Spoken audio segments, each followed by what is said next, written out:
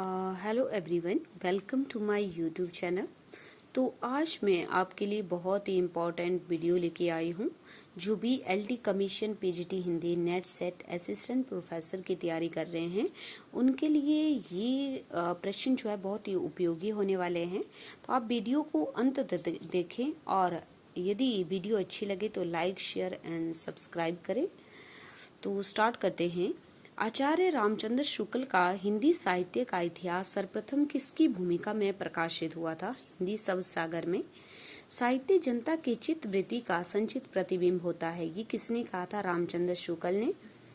कौन सी भाषा संविधान के 8वें अनुसूची में सम्मिलित नहीं है? तो भोजपुरी नहीं है। ध वर्ण का उच्चारण स्थान है दंत्य। औरत शब्द किस भाषा का होता है? औरत है अरबी का। एक या एक से अधिक अक्षरों से बनी हुई स्वतंत्र सार्थक ध्वनि को कहते हैं शब्द। वस्तुओं के विषय में विधान करने वाले शब्द को कहते हैं क्रिया। जिस समास में दूसरा शब्द प्रधान रहता है वहाँ कौन सा समास होता है? तो ये है तत्पुरुष समास। और जहाँ पर पहला पद प्रधान होता है वो अव्ययीभाव समास होता है। तो ये क्वेश्चन बहुत ही ज्यादा इम्पोर्टेंट है और हर बार जो है रिपीट होते हैं। नेक्स्ट है न किस वर्ग का व्यंजन है? न जो होता है वो है हमारे पास त्वरक का। उसके बाद आता है कौन सी उपभाषा राजस्थानी हिंदी की नहीं है? तो मगही नहीं है। मारवाड़ी, मेवाती, मालवी राजस्थानी हिंदी का आता है। बुंदेली किस हिंदी की बोली है? तो आपको याद रखना है जो बुंदेली है वो पश्चिमी हिंदी की होती है। कितने वर्षों के हिंदी साहित्य के इतिहास को आचार्य रामचंद्र शुक्ल ने 4 कालों में बांटा है? तो 900 वर्ष के इतिहास को। पद्मावती समय किस काव्य रचना का अंश है? जो पद्मावती है वो है पृथ्वीराज रासो का। जगनी के आल्हा गीत किस ऋतु में गाए जाते हैं? तो वर्षा ऋतु में। कुमार पाल प्रतिबोध गद्य पद्यमय संस्कृत प्राकृत काव्य के लेखक हैं। तो ये हैं सोमप्रभ सूरी। गीतावली की रचना गोस्वामी जी ने सूरदास के अनुकरण पर की है। बाल लीला के कई पद ज्यों के त्यों सूरसागर में भी मिलते हैं, केवल राम श्याम का अंतर है। तो ये कथन किस आलोचक का है? रामचंद्र शुक्ल का है।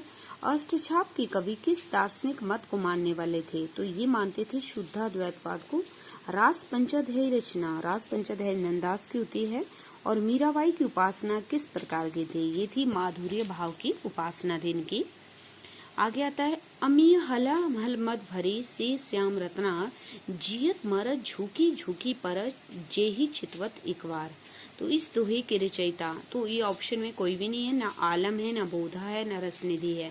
तो ये रसलीन की पंक्तियां हैं।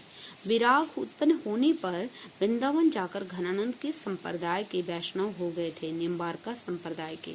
मनोहर किस सूफी काव्य का कथानायक है? तो जो मनोहर है वो मधुमालती का नायक है और मधुमालती जो रचना है वो मंझन की होती है।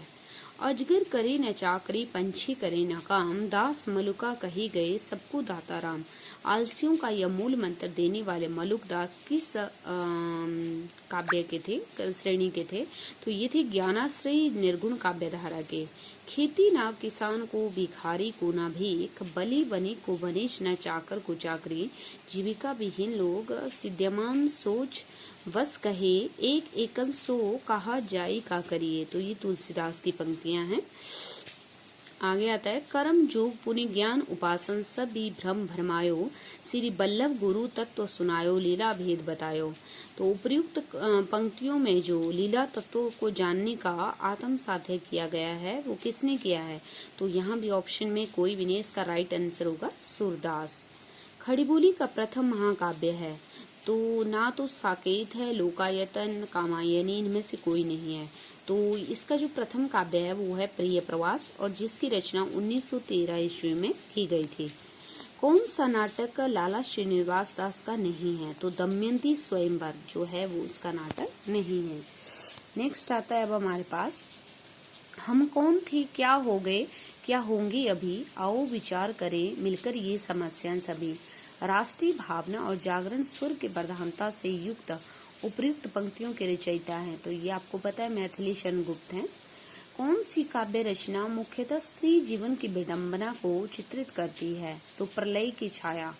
निराला की कौन सी काव्य रचना प्रगतिवादी विचार दर्शन से प्रभावित है? कुकुरमुत्ता। और इनका जो शोक गीत है वो है सरोज समृद्धि। मैं बचपन को बुला रही थी, मैं बचपन को बुला रही थी, बोल उठी बिटिया मेरी, नंदवन सी फूल उठी, यह छोटी सी कुटिया मेरी। हृदय को प्रभावित करने वाली वात्सल्य अनुभूति से युक्त यह कविता किसकी होती है? यह सुभद्रा कुमारी चौहान की। मिथक के संबंध में कौन सा कथन सही नहीं है? तो मिथक अतीत से अपने को अलग करने का उपक्रम है, ये सही नहीं है। सामूहिक अवचेतन सिद्धांत के प्रतिपादक थे, तो ये थे कार्ल गुस्ताव युंग। अपने साहित्यकार साथियों के संस्मरणात्मक रेखाचित्र महादेवी वर्मा ने अपनी किस पुस्तक में लिखे हैं? तो ये लिखे हैं पथ के साथी में। तो आज के लिए इतना ही काफी है, बाकी नेक्स्ट वीडियो में आपके लिए बाद में दूंगी। Okay, thank you.